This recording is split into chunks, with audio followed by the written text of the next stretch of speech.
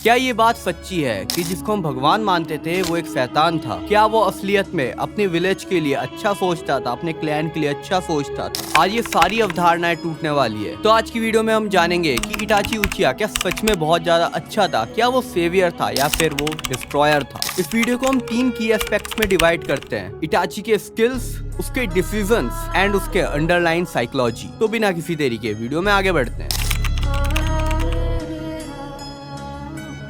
Itachi के बारे में जिनको नहीं पता है वो आज शॉक्ड होने वाले हैं। इटाची एक ऐसा जीनियस था जिसने 7 साल की उम्र में निंजा एकेडमी पास कर ली थी। वो एक ऐसा शारिंगन होल्डर था जिसने 8 साल की उम्र में शारिंगन को अवेक कर लिया था। एक ऐसा निंजा जो 10 साल की उम्र में चुनिन बन गया हो एंड 13 साल की उम्र तक आते आते वो ब्लैक ऑप्स में था। आनबू ब्लैक ऑप्स। आनबू ब्लैक ऑप्स क्या होते हैं? आनबू ब्लैक ऑप्स लाइक इंडिया में जैसे खाकी वर्दी की एक पुलिस होती है, वैसे ही आनबू ब्लैक ऑप्स एक मुखौटाधारी निंजास होते हैं जो कि वहाँ पे सबकी रक्षा करने के लिए एंड कुछ ऐसे काम करते हैं जो कि होकागे सीधा उनसे करवाता है। लाइक किसी को अरेस्ट करना, लाइक जासूसी करना, लाइक जासूसों को पकड़ना। एंड ये वहाँ पे बहुत बड़ी बात होती थी। 13 साल की उम्र में तो कोई सोच भी नहीं सकता था। उसने शारिंगन को इतनी जल्दी अवेक बिल्कुल भी नहीं। क्या हमें कभी दिखाया गया कि वो सास्के को कोई हार्डकोर ट्रेनिंग दे रहा है? बिल्कुल भी नहीं। साथ ही साथ वो एक ऐसा शारिंगन यूजर बना जो कि सुकियोमी, अमातेरासु एंड सुसानो को ढंग से यूज कर सकता था। एंड एक पॉइंट पे आकर उसके बारे में होकागे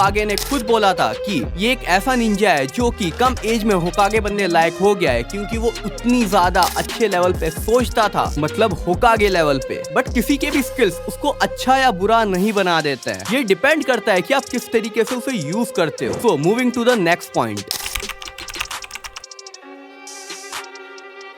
उसका एक डिसीजन जिसने उसकी पूरी लाइफ बर्बाद कर दी। उसने अपने पूरे क्लैन को खत्म कर दिया था। उचिहा क्लैन को पूरा खत्म कर दिया था उसने। उचिहा का इतना बड़ा मैसेकर कभी किसी ने सोचा ही नहीं होगा।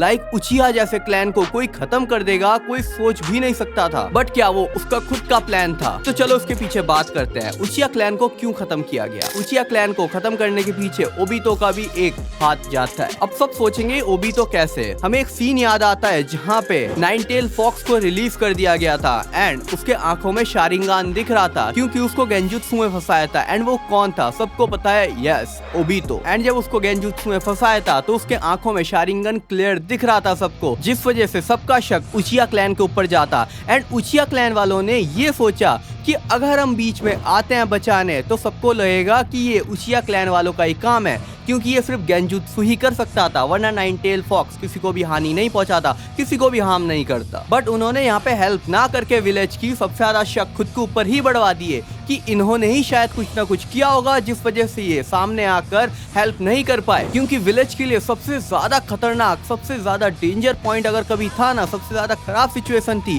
तो वो नाइनटेल फॉक्स के ही टाइम की थी, जिस वजह से हमारा जो मेन प्रोटैगोनिस्ट है नारुतो, उसको हेट दिया जाता है। एंड जब ये खबर फैली तो होकागे ने ये डिसीजन लिया कि उचिहा क्लैन को सारी रिस्पॉन्सिबिलिटी से यहाँ से हटा दिया जाएगा। मतलब वो आनबू ब्लैक ऑप्स में नहीं रहेंगे, वो कोई भी सिक्योरिटी में नहीं रहने वाले हैं, उचिहा क्लैन वालों को कोई भी जॉब नहीं दी जाएगी। जिस वजह से वो बहुत ज्यादा गुस्से में आ गए एंड वो सब अपने ही विलेज के खिलाफ हो गए थे। तब होकागे ने सबसे स्किल्ड बंदे को बुलाया उनमें से। वो फुगाकू नहीं था, वो था इटाची उचिहा। एंड होकागे ने उसको 2 ऑप्शंस दिए कि या फिर तुम अपने पूरे क्लैन को खत्म कर दो या फिर उन्हीं के साथ साथ तुम भी खत्म हो जाओ, क्योंकि इसके बाद एक वॉर होती है एंड साथ में सारे के सारे उचिहास को मार दिया जाता, चाहे वो बच्चा हो, बूढ़ा हो, लड़का हो, लड़की हो, सबको। तो इटाची ने ऑप्शन 1 चुना जिसमें उसने खुद सबका मर्डर किया, साथ में अपने माँ बाप का तक मर्डर किया। बस उसने अपने भाई को इस वजह से छोड़ दिया क्योंकि वो उससे प्यार करता था। एंड वो ये करने के बाद क्या खुश था? बिल्कुल भी नहीं। वो पूरे टाइम खुद को दोष देते रहता था, खुद को हेट करता था अंदर से, जिस वजह से टाइम के साथ उसकी स्किल्स और ज्यादा बड़े नहीं बल्कि कम होते गए। एंड क्या ये सब इटाची ही करवा रहा था? Moving to the last and most relevant point.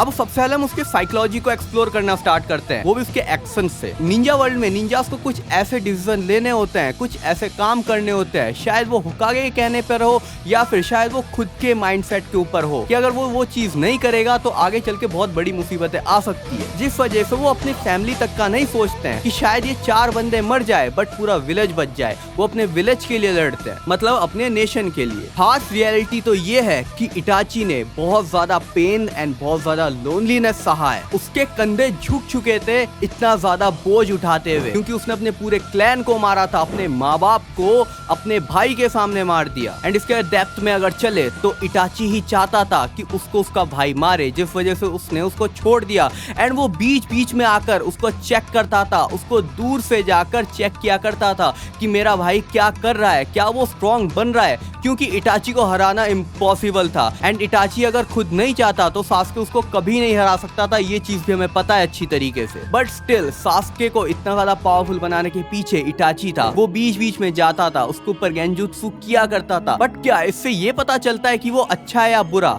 Of course genjutsu में फंसाते वक्त उसके दिमाग में भी वही चीज आया करती थी कि उसने अपने माँ बाप को मारा है। एंड क्या वो चीज उसके लिए बहुत ज्यादा ब्यूटीफुल थी? नहीं, वो बहुत ज्यादा हर्टफुल थी। वो उसको बहुत ज्यादा अंदर से तोड़ती थी, जिस वजह से वो खुद बीमार पड़ गया था ये सब सोचते हुए। जिस वजह से वो लाइफ में जहाँ पे था वो वहीं का वहीं अटका रह गया, वरना वो चाहता तो कोनोहा को अकेले वो खत्म कर सकता था, इतनी ज्यादा पावर थी उसके अंदर। सो यार ये हार्श है बट रियलिटी है। निंजा को वो चीजें करनी पड़ती है जो कि लोगों के नजरों में शायद एक टाइम पे बुरा हो, बट उसके बाद अगर लोगों को पता चलता है उसके पीछे का रीजन, तो उन्हें पता चलता है कि वो निंजा कितना ज्यादा महान था। हमें लास्ट में पता चलती है ये बात कि इटाची ने कितने बड़े सैक्रिफाइसेस किए हैं इस पूरे विलेज के लिए। जो लेसन वो हमें सिखा के गया है शायद ही कोई हमें और कैरेक्टर बता सकता था। सब कैरेक्टर बहुत ज्यादा पॉजिटिव है, बट इटाची नेगेटिव होते हुए भी एक हीरो था। जरूरी ये नहीं है कि जो हमें दिखता है वही हमेशा सच होता है। कभी कभी इंसान वो चीजें कर जाता है जो कि हमारे लिए अच्छी हो एंड वो दिखाई नहीं जाती है। तो एट द एंड आप लोग डिसाइड करो, क्या इटाची डिस्ट्रॉयर था या सेवियर? एंड अगर मुझसे पूछा जाए तो उससे ज्यादा अच्छा सेवियर कोई था ही नहीं पूरे विलेज। तो आज की वीडियो आप लोग कैसी लगी कमेंट बॉक्स में जरूर बताना। एंड किस न्यू टॉपिक के ऊपर आप लोगों को वीडियो चाहिए ये भी कमेंट बॉक्स में जरूर बताते हुए जाना। सो मिलते हैं फिर नेक्स्ट वीडियो में, तब तक के लिए कीप ग्रोइंग।